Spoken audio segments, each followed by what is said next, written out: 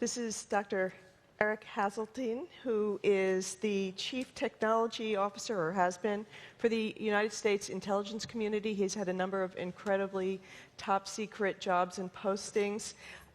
We're going to see if we can get some secrets out of him today. Before joining the United States government, which he came to, I think, in part from what I've read after 9/11, because he was so moved by what happened to the country. Prior to that, he was at the other top secret agency we know about in America, the Walt Disney Company. And so there are actually connections between the two. He was head of the Imagineering there and knows amazing things about technology. He is by training a psychologist, and he's been specializing in thinking about how to protect America in the war on terror and from other threats. So he's going to give us a presentation first, and then we'll have a few questions afterwards if we have time, I hope. Okay. Great. Thank you. So go up here. How many of you have seen the old James Bond movies? So who is Q? Other than the guy who said, "Put that down, Mr. Bond," or "Bring it back in one piece, Mr. Bond." So you're looking at Q. That's who I am. Actually, Q's boss. I'm the suit that worries about budgets and stuff like that. So I'm going to talk about my experiences in 5 years in fighting the war on terror with technology. And it has been said that those who do not study history are doomed to repeat its mistakes. But I would offer a contrarian view and say those who do study history are doomed to repeat what was successful when in the future it is no longer successful. What I'm going to talk about today is how we need to unlearn the lessons of history, because what we face going forward, what we face now, is radically different than what we have faced historically. So I'm going to do that in 3 pieces. I'm going to give a historical context for the problem. I'm then going to talk about something constructive, stop whining, and get constructive. What is it that we ought to do about it? And I'm going to talk then about the role of technology. So from a historical point of view, the way to think about this is those male enhancement commercials. You know, they can't talk about the thing, so they have to talk about the thing in metaphor. Well, intelligence is like male enhancement. You can't talk directly about what it really is and what that matters. You kind of just show smiles on people's faces and golf shots that go 400 yards and so forth. And so that's what I'm going to do. I'm going to talk about this thing with images and metaphors, and you kind of wink, wink, know what I'm really talking about without me telling you what I'm talking about. And so the metaphor is elephants. That historically, what we have studied when we look at adversaries is we were a big, huge bureaucracy with lots of atoms, and I'll get back to that in a moment. And our adversary was a big, huge bureaucracy that also had lots of atoms. And I'm going to contrast that with bits later on. And so we were pretty evenly matched against that adversary. In fact, we were a little bit better than evenly matched, and we defeated them. And so we have become really muscular, really good elephants to fight other elephants. And our problem today, however, is that although we still have to worry about other elephants, I don't know if you read in the paper today, there's this little diplomatic thing between us and the Russians. They're still there. The Chinese are still there. So that is one of the complexities, is that we can't forget about the past completely because it could come back to bite us. But on the other hand, our present and our future look very different. And here's how it looks. Our primary problem today in the war on terror is not so much other elephants, but little teeny mosquitoes who, even though they're teeny, are nonetheless lethal because they can infect us with all sorts of bad viruses. And those of you who have read Snow Crash by Neil Stephenson, where he talks about the formalism between a virus, DNA, and an idea, where really it's information that you want to self-replicate. It's interesting to think about what it is that's really being injected into us by these mosquitoes. But the point is, the elephant is now confronted with lethal mosquitoes. So what do we need to do about it? The first thing we need to do is we got to find mosquitoes and get them before they get us. The second thing is once we find them, we have to outmaneuver them. But the most important thing we have to do is we have to find the larvae and get them before they become mosquito. When I used to go up and down Route Irish between Camp Victory and the green zone. I used to think, I had to look out the window for IEDs. We get trained every day. Here's what they look like. They're going to strap them to guardrails. They're going to put them in potholes. They're going to put them under a dead dog and so forth. And what I realized was every time we had to react to an IED, we lost. It was too late. That's the retail of the problem. You got to swim upstream to the wholesale of the problem, which really is a fountain of ideas. So, moving along, let's contrast how we have coped with how we need to cope. So how have we coped? And I was asked to give a perspective from someone who was not historically in the intelligence community, and I came into it in 2002. And one of my friends, Alan Kay, who's the father of the modern desktop PC, said to me, he said, Eric, I don't know who discovered water, but it wasn't a fish. The fish only knows water, so how can it know that there is such a thing as water as compared with air? Well, I came into the intelligence community from the Walt Disney Company, a little bit different environment. And I saw immediately that there were all these organisms swimming in water and didn't know it was water. And it was a kind of a denial kind of water. Denial, it was a pun. Well, anyhow. And here's the problem, that when we got attacked on 9/11, we were an elephant. And so what did we do? We invested billions and billions of dollars in becoming better elephants. We grew bigger ears, metaphorically, so that we could hear things better. We grew a better snout so that we could smell things better. And we grew bigger tusks to deal with adversaries better. But is a bigger tusk of much use against the mosquito? Do mosquitoes even smell? Don't know. So when you're in crisis, what you tend to do is go back to your roots and do what you've always done, just a little better. And that is precisely what we've done. And I think from an outsider point of view, what I saw happening in the intelligence community was that we were doing a much better job of going up against the Russians of 20 years ago. And that's not what we needed to do. Here's what we needed to do. We needed to not be an elephant at all. We needed to transform into a completely different kind of organism, a wasp. Now, I don't actually know whether wasps predate on mosquitoes, but let's say for the sake of this presentation that they do.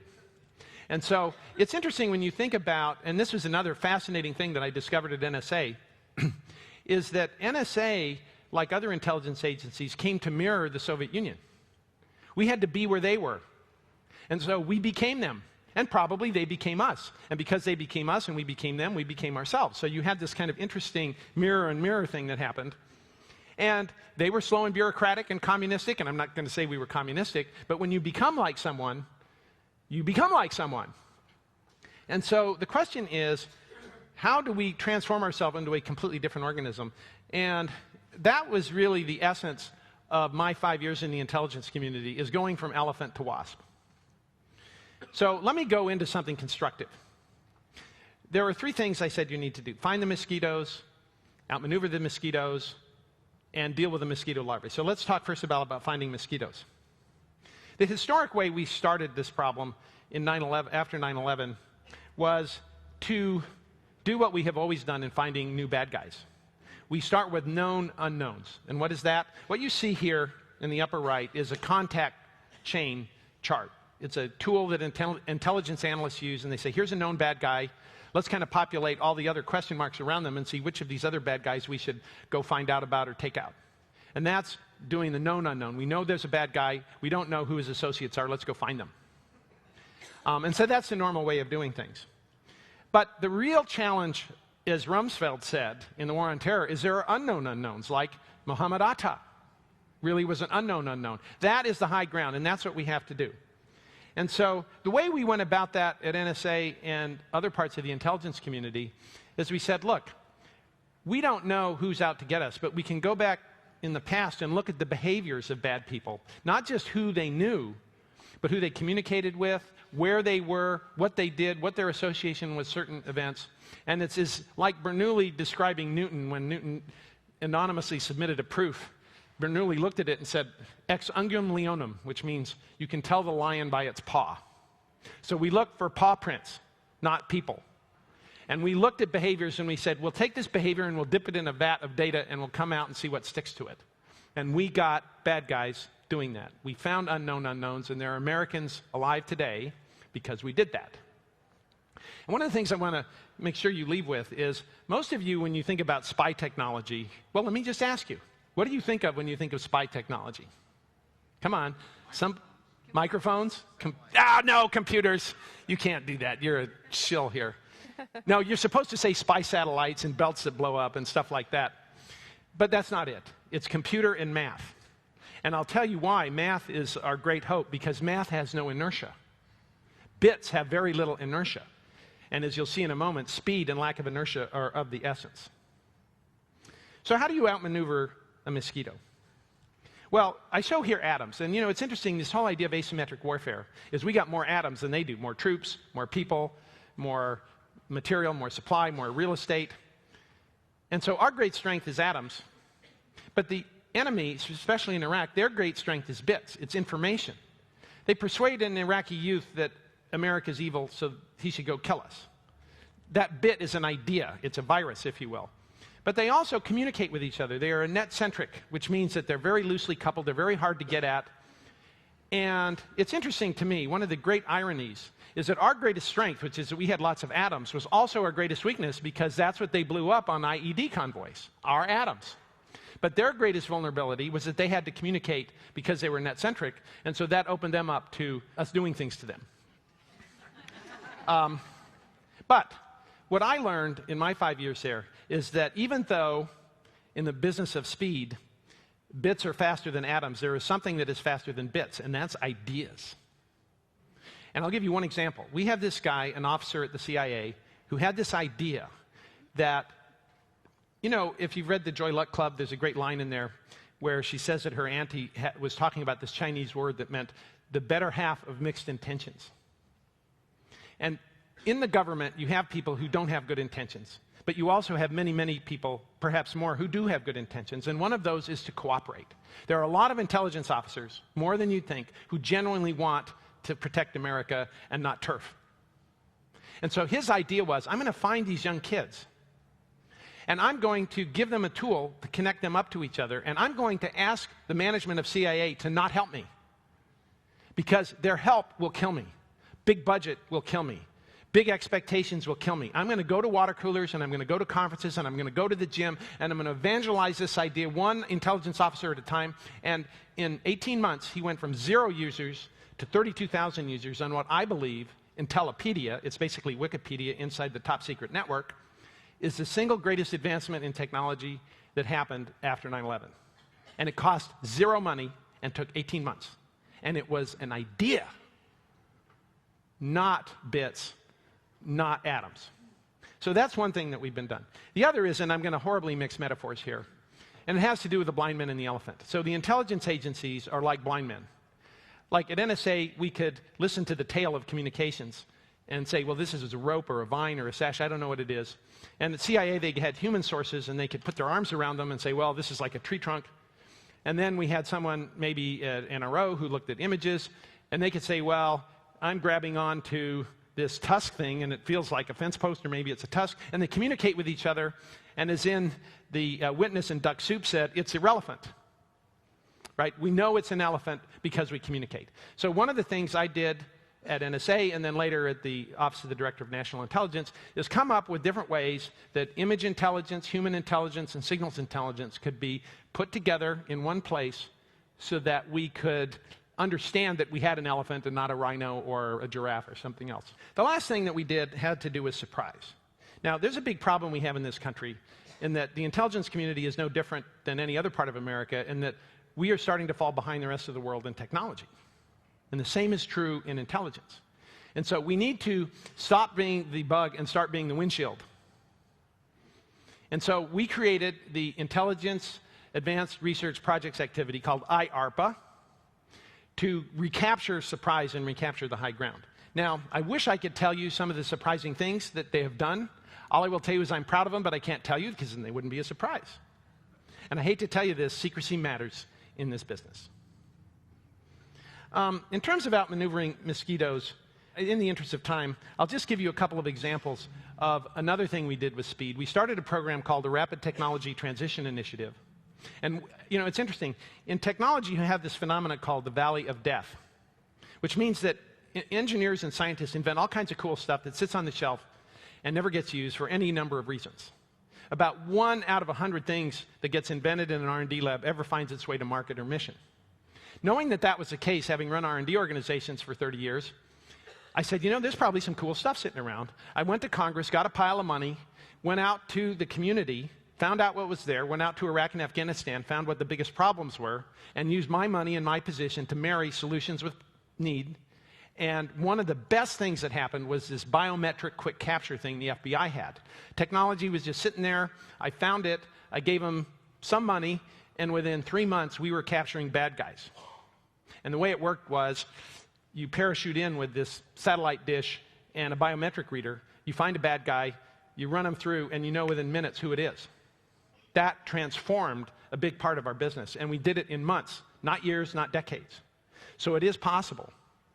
And I'm very proud of that kind of work. The synergy work I talked about, getting the different dots of the different intelligence to communicate, and I'm not going to talk about surprise except to say we got a whole bunch in the vault, and look out, bad guys.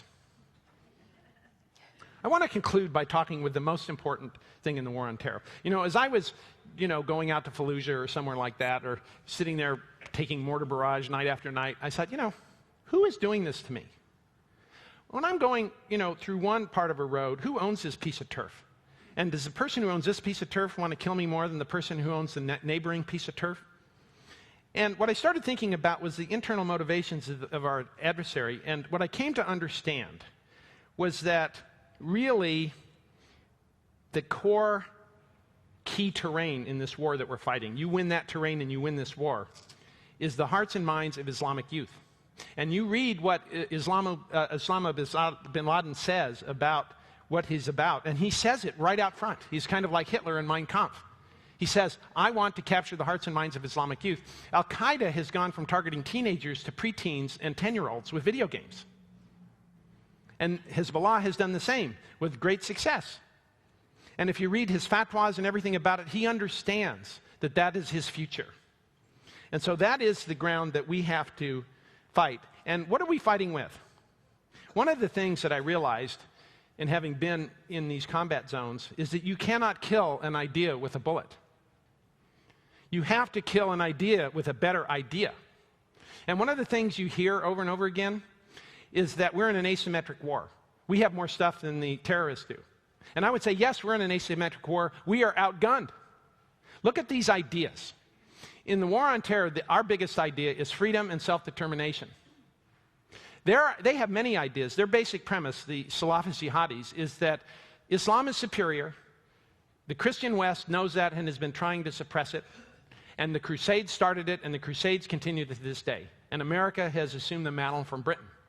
These ideas are powerful. They are persuasive. And things like interrogation scandals and things like that just reinforce it.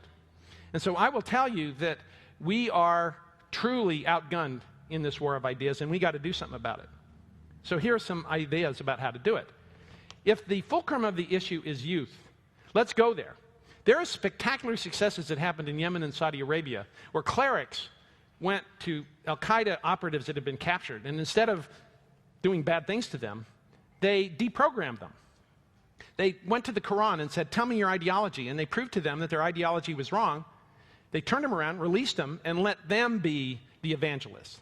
As America, there's really nothing we can do to get ideas out there to these kids. We have to help it happen through proxies. But the fact is that anything we can do to foster programs like happened in Saudi is very important. And then there's another very, very unpleasant aspect to what we need to do. And that has to do with what's called the Shema effect. Do any of you know what the Shema effect is? The Shema effect is the Islamic Brotherhood, which at the time was led by this guy named Ayman al-Zawahiri, now the number 2 in Al-Qaeda. And he writes in Nights Under the Banner of the Prophet, this is Zawahiri himself, surprisingly frank about Al-Qaeda's vulnerabilities. He said, the Shema effect destroyed us in Egypt because they killed this 12-year-old girl in a botched bombing attempt, and the government was able to turn that around and put images of a dead body and images of blood and say, this is what the Islamic Brotherhood is about. And the fact of the matter is, we have ample ammunition. Did you know that Al-Qaeda has a website in Iraq that talks about all their operations? So all we have to do is take their own words and say, well, in this operation, here's the image of dead kids. Here's how many Americans were killed, that many, versus how many kids were killed who are Muslim. You know, Al-Qaeda can hang themselves with their own rope. It has been done, and Al-Qaeda leadership themselves are very worried about this. And I guess I just want to end my speech by contradicting the first part of my speech. I think that people who pay too much attention to history are in some ways as bad off as those who ignore it. But those who ignore it not only ignore failures, but they ignore successes. In the Vietnam War, we had this program called CORDS. It was a hearts and minds activity. It was spectacularly successful. Unfortunately, the positive lessons of Vietnam were thrown out, the baby with the bathwater. It really made a huge difference. And that is the kind of thing that we need to do so that we can invent for our future generations a history that they're going to be proud of. Thank you very much.